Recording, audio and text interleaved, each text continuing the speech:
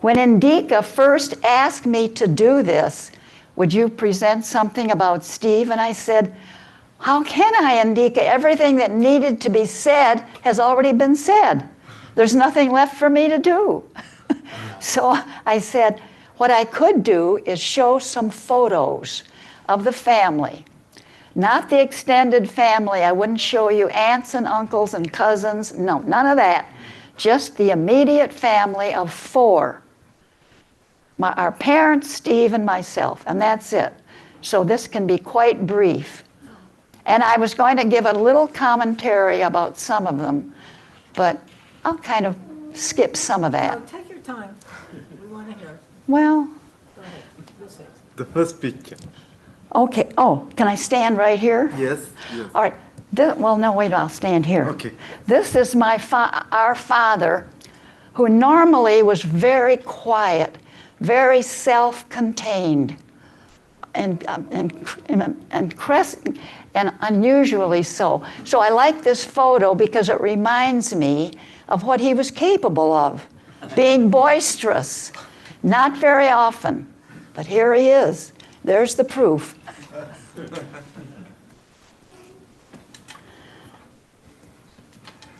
What's this one? Oh, this one. Oh, this is our farmhouse out in the country.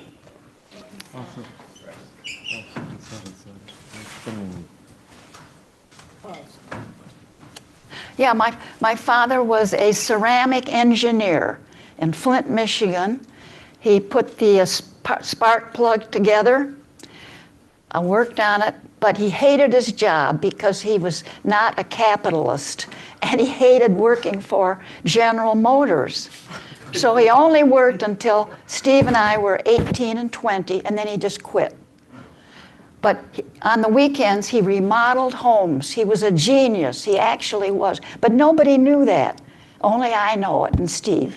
He was a genius because he went to the library, found books, how to install wiring, how to install plumbing. He could do anything. And he did it for 4 or 5 houses during his lifetime. Once he said to me, Judy, if you ever buy a country school, we can remodel it. Because he thought I had this affection for a country school because that's where Steve and I went. So I stupidly said, Daddy, I got a country school.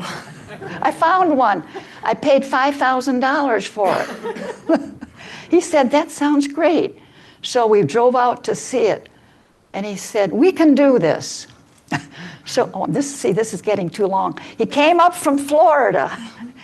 And my mother, they had a little trailer. My mother got the meals. My father and I worked on the schoolhouse. Unlike my brother, I always liked tinkering with things in houses. You know, putting caulk around the bathtub and changing light bulbs, which Steve does not like to do. No, Steve, it's okay. Don't be alarmed. I promise to be kind. So anyway, he remodeled this house. He paid $3,000 for it in 1936. Spent 10 years working on it. Sold it for 10. And they thought they were rich. $10,000 for this house. He put in the plumbing, the wiring, everything. All by himself. He liked to work alone. And Steve was never that interested in working in houses, but that's okay. He was different. And years later, my mother said, Judy, do you think we pressured Steve too much to do all this work?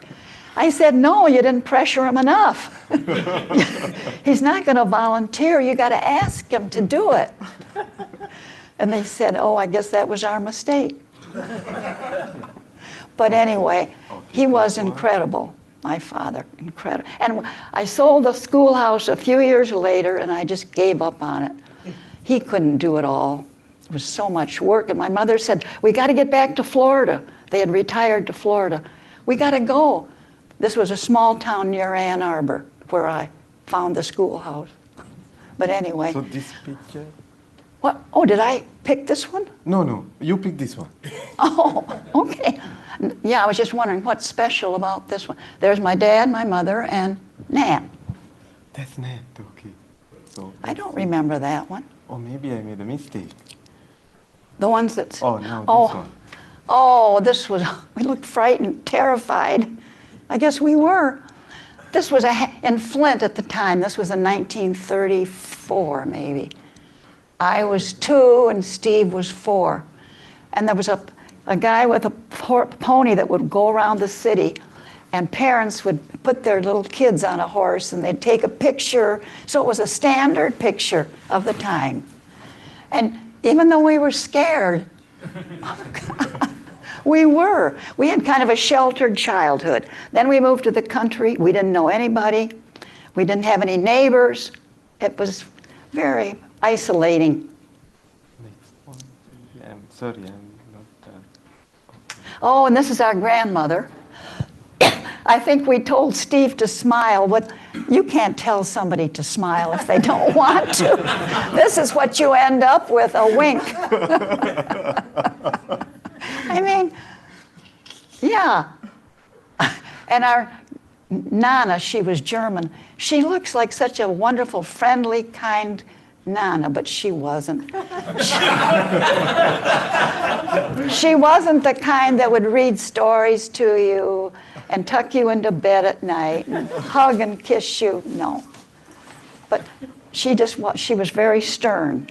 And she never expected to spend the rest of her life out in the country. She came from a city near Toronto, Galt, a city. So here she was stuck in the country. She couldn't walk. There's no sidewalks. She died 2 or 3 years later after she came to live with us. It was very sad.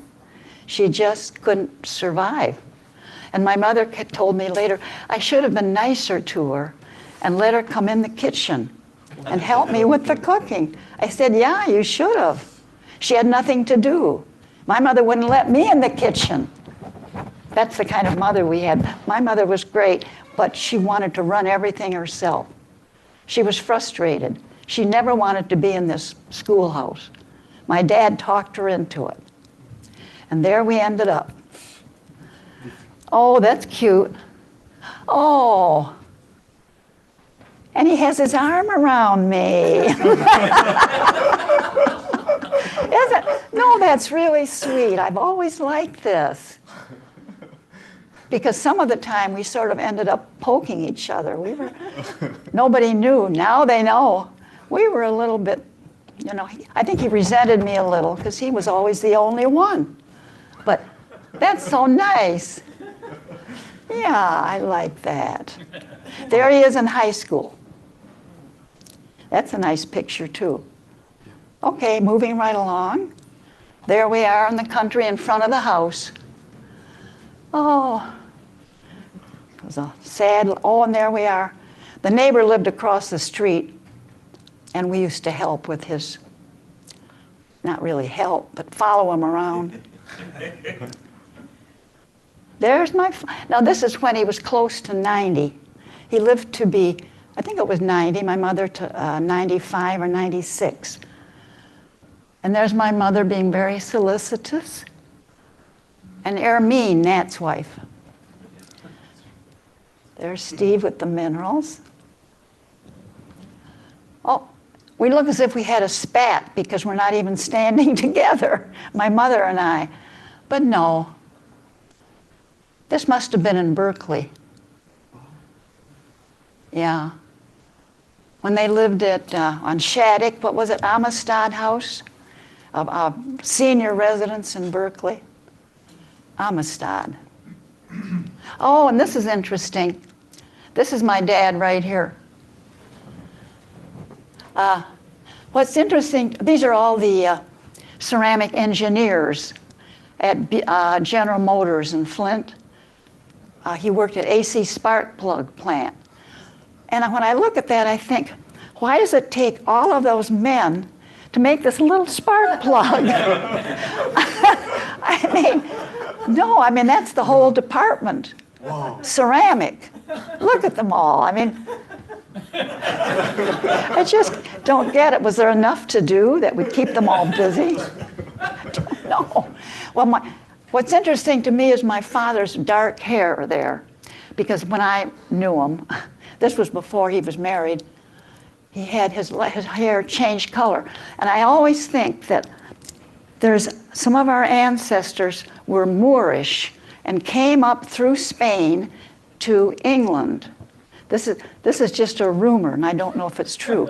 They were, maybe their ships foundered on the English coast, and they were absorbed into the English population, but they had that dark look. And that's in our family, because my father's ancestors came from Yorkshire. And the name Smale was spelled S-M-A-E-L. And there are other spellings for it, but that's a common one. Hundreds of years ago, S-M-A-E-L. But Yorkshire men, if anybody ever watched All Creatures Great and Small, and you see the Yorkshire farmers, well, that's what I think of when I think of my dad. Very restrained, but underneath, so much feeling, but he couldn't express it. He just didn't know how. He couldn't. But we knew that he loved us. We always knew it. And my mother the same. She wasn't expressive either. So we grew up without very much physical affection. But later on, I should tell this, no, I won't tell the story about when Steve and I met in Zermatt, Switzerland. Please tell that story. Well, I was in Europe when I was 18 on a bike trip, American youth hostels, and Steve was on a trip going to East Berlin to a festival. Can I say communist? Anyway, I didn't know that he had a copy of my itinerary. And one night in Zermatt, right by the Matterhorn, there, right below the Matterhorn, I'm walking along the sidewalk with three friends from the youth hostel group. And I looked down the sidewalk, and there's Steve with his friend Vince coming toward me. And I walked up to him, I said, Steve, Steve. And I held out my hand, and he held out his hand. That's how we greeted each other. Now, isn't that pathetic? But that's your story. But we both changed a lot since those days. I do want to let you know that. We do a lot of hugging and greeting each other. We never shake hands. See, it's never too old to change. We can all become huggers and expressive. If Steve and I can, anybody can. Because we didn't grow up with any of it. None. We were always out of the house, in the countryside, exploring.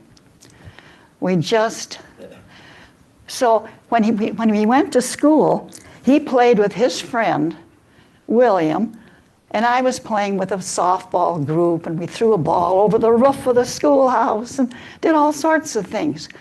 But Steve was a little bit, he didn't care that much for group team sports. But he and I were together at that schoolhouse in the country on the weekends. We went to a little creek and went fishing and exploring, and it was wonderful. But if his friend William came by, he ignored me. And I understood it. I'm the little sister, and when you're a young boy, you sometimes want to be associated with your sister because you'll be called a sissy. Isn't that true with some families? And that was the trouble. And Steve didn't really appreciate me. And one time he made a raft at this creek. The creek overflowed. And here was this raft he put together. He was always thinking up stuff to do that was different. Always creative. So they made the raft, and the water was getting deep, and I was about 6 or 7 years old, and I had on rubber boots. So I waded out because I wanted to get on the raft. I thought, this looks like fun. But because he was with William, I grabbed onto the raft, and he took my hands and loosened them. And I was kind of scared, so And there were snakes swimming along, harmless ones. So I just waded back, and the water was getting deeper. And our parents never knew what we were doing. I mean, and we walked to school in the morning in the winter it was dark, and we're walking down the road, and Steve always wanted to be a little bit ahead of me. And I think he's still like that. If you go for a walk with him, but I wasn't scared. I didn't mind because I knew what he was like. And my mother thought that we must have walked together, but we never did. We were always separate, just always a little bit ahead. And decades later, Clara and I and Steve went for walks. Steve would say, okay, bye, I'll meet you back here in an hour. And Clara and I would walk along and take our time because we weren't competitive in that sense. But it was okay. I liked walking with Clara. But I've gotten to know, well, I know Steve almost better than anyone, I can say. I know all of his habits, good and bad, and they're mostly good. I admire him, I do. But as a child, you have a different attitude. You know that sibling like no one else. And but no, we had some good times together. And the country school, Steve, what time is it? Oh, Steve had a problem because he found a book in our little library. This was just one room, it was small, and the book was on evolution. And he grabbed the book and took it to a seat. And the teacher was suspicious. The teacher said, Steve, what is that book you've got? Steve, I'm not saying this exactly because I don't recall exactly what she said, but she took the book away from him. She said, we can't have that book in our school. So this is the kind of problem he had. It wasn't his fault. She didn't believe in it. And then we told our father that we had to say the Pledge of Allegiance every day. And at the end where it says, one nation with justice and liberty for all, and my father said, that's not really true. And we're just kids. But we knew what he was talking about. And so but Steve said, but we have to do it because everybody's doing it. And he says, no, you don't. Just don't do it. But he didn't understand, as a child, you can't do that. You want to do what all the children are doing. You don't want to be looked at it and be different. And then we sang Onward Christian Soldiers, one song every morning. It was part of the routine, mandated by the state of Michigan. The pledge, the Golden Songbook.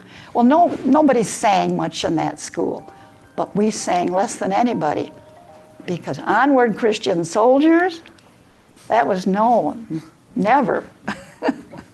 But later on, I told my father I wanted to go to church with some friends in high school, and he got really worried.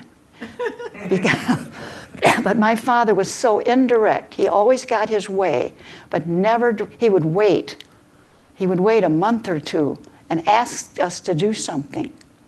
And my mother, he'd say, well, think about that vacation to the Cape Cod, and she would start yelling, we haven't got any money, we can't go to Cape Cod. And then 2 months later, he'd ask her again. He was that patient about everything, if he couldn't get his way. So he was worried that I was going to become religious. So he said, you know what we'll do, Judy, just you and I. We'll go to 5 or 6 different churches, a different one every Sunday. And then you'll find out if you like it or not. I thought, well, that's reasonable, I'll do that. And he said, you'll see the minister's going to come walking up the aisle because he sees some new membership possibilities. So we sat in the back of the church, and I forget if it was Methodist, Congregational, and my dad says, let's go. So we turned around and got out of the church before he got to us. Well, we did that one more time. Same thing happened. The minister saw us and came toward us. Well, we got home, and I said, Daddy, I don't think I want to go to any more churches anyway. He made his point. That's all it was. He made the point. And I lost interest in it. Unfortunately, I know nothing about religion. We're done, right? Okay. That's enough. Oh, yeah, I guess it is. Okay, thank you for listening.